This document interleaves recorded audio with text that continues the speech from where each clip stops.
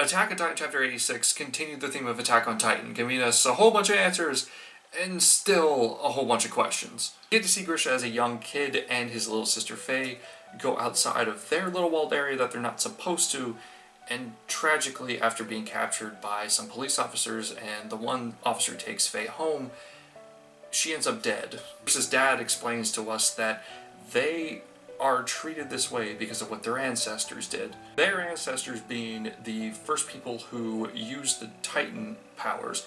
Now, what he tells us is that a long time ago, Ymir Fritz gained the ability to turn into a Titan from the devil. I feel like this is just complete utter nonsense, and it's gonna actually just be some sort of scientific thing. I hope it's not just like there's a devil and he gives you Titan powers and that's it. For an apple, that's what it shows in the panel. It says that once the progenitor Titan Ymir died, her soul split into 9 different Titans. So those are 9 different Titan shifters that we have in the world. And they established the Elodia Empire. Now, this empire took over the entire world and probably did a lot of the things that he said they did. The Elodia Empire, they stole land from people, they impregnated other women, they did some ethnic cleansing, they wanted to make their own sort of, perfect race, I guess, similar to what, Hitler wanted to do. Man, that is just such an essential theme to Attack on Titan. We don't know who the enemy is. What Grisha's dad is saying could be completely false. These could just be false teachings that the Mari decided to tell everybody to get everyone on their side. Since so many people were being oppressed, there started an all-out war between the Elodians and the Mari, and the Mari ended up getting 7 of the 9 Titan Shifter abilities. This war lasted for 80 years, and at the end of it, the King Fritz decided to move to an island and build the 3 walls that we know and just stay there to avoid any more conflict. So King Fritz, obviously, he wanted to go and create his own society inside of the walls. That's why he moved over there and didn't want to deal with any of these other people. So he brainwashed everybody, essentially. We were taught that the walls have only been built for 100 years or so, and now it seems like it's going to be much longer than that. I really want to get some real answers on what the actual timeline is, because this is getting really confusing. Grisha's father, even behind closed doors, is still acting like he is totally loyal towards these people, towards the Mare, simply because they let him live. And they talk about how they don't want to be sent to heaven. And at first when I was reading this, I thought, before I got to the end and found out what it was, I thought that was, they'd just be executed. But turns out, their punishment now is being turned into a Titan, so that means that they obviously have the ability to turn people into regular Titans, but not Titan shifters, since there's apparently only 9 of those in the world. Anyway, so their punishment, people like, prisoners and stuff like that, are made into Titans and put on the island to wander forever. Some time passes, Grisha's 18 years old, he is a doctor, and he's taking care of a patient that has a cross-shaped scar on his shoulder. This man tells him that he has a lot of information about how his sister died, and he knows way more than Grisha would ever hope to know. He tells him that his younger sister was devoured by dogs and killed by those officers. This enrages Grisha so much, and he wants to know more. And he has to become a part of this little secret society of Elodians that are trying to revive the Elodia Empire. Now, these people aren't working for the king, necessarily. They're working for themselves.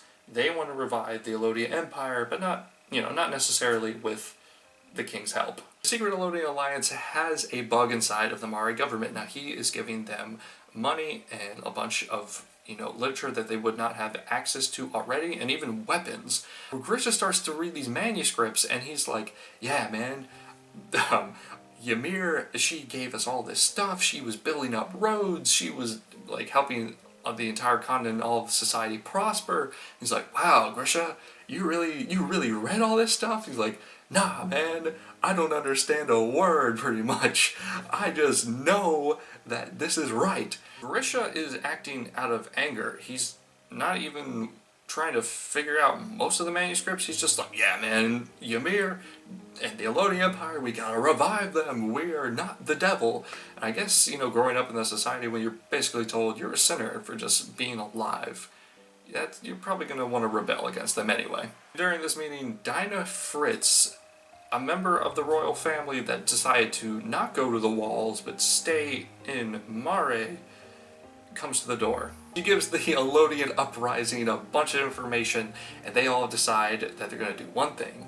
They're going to go into the walls, get the progenitor titan ability, take it away from King Fritz, and take back, well, I guess the world or just that continent. They're going to take back what was stolen from them from the Mare Empire. You get to see some awesome drawings of like the Titan War and like the wall being created. The interesting thing that I see here, we got one Titan that's, you know, on his hands and legs. Is that one of the Titan shifters? Because he's very, very similar to the Titan that, you know, Zeke had when he was fighting against the Survey Corps. There's also a dude who's got a shield and a helmet. Could that mean he's similar to Reiner because he's the armored Titan? Then we also have a female Titan, but there's another dude with a huge hammer like Thor. There's also a giant horse in the back. I don't know if that's supposed to be anything, but if there's a dude who can just turn into a horse, ah man, Attack on Titan, you done good. And then a huge revelation. Grisha gets married to Dinah Fritz and has a baby, and they name him Zeke. As soon as I saw this, yep, he's the Ape Titan. Zeke is Aaron's brother. He also has royal blood. If he ever ate Aaron and got the coordinate ability back, he would get taken over by the will of the first king. I got a feeling Aaron's gonna get eaten. I'm just kidding. That would suck. That was probably, to be honest, that might have been what the author originally wanted to do. Like, Aaron dies, but then that dude gets, then Zeke gets taken over by the will of the first king. That's how it ends. That would have been ridiculous. Turns out that this might just be a huge fight over natural resources. Our government is going to gather 7 children together. They're going to create 7 warriors, which means they're going to take the Titan Shifter abilities and pass them on to 7 little kids that they can use to go after the progenitor Titan and eventually just demolish all of Ymir's people and stop the rebellion. The Elodian Alliance is of course threatened by this, and Grisha gets the great idea of, hey, you know what? Let's make Zeke into one of these warriors. Let's just promote him and get him up in there, and hopefully they'll make him into a warrior so he can infiltrate them from the inside, and we'll be able to go in and get the progenitor Titan ability. Yeah, Zeke snitches on them, and they're sent to wander. When I saw this, they're sent to wander on that island as Titans forever. That's what their punishment is. It's like, oh my gosh. What King Fritz said before he decided to go into the walls was very, very interesting. I mean, I really think that this is a mistranslation. It says tens of millions of Titans are hidden inside the walls, but a whole bunch of Titans. He says, if you ever interfere with us again, then all the Titans he has are gonna, like, you know, flatten the world. These people are definitely scared of this. They know that they can't just go head on in and just, you know, try to fight him in a one-on-one fight with all of their troops. They gotta sneak in and take him out. This chapter really brought out one of the central themes in Attack on Titan. We don't know who the enemy is. Think back to what Erwin said, what Erwin asked Eren back when, you know, pretty much when they first met. You know, who do you think the enemy is? We don't know. Is it the Mare people? Is it Reiner and all of them? Was it the first king and his society? Is Grisha really a good guy for what he did or what he was trying to do? Man, the chapter was amazing. It was beautifully written, beautifully drawn.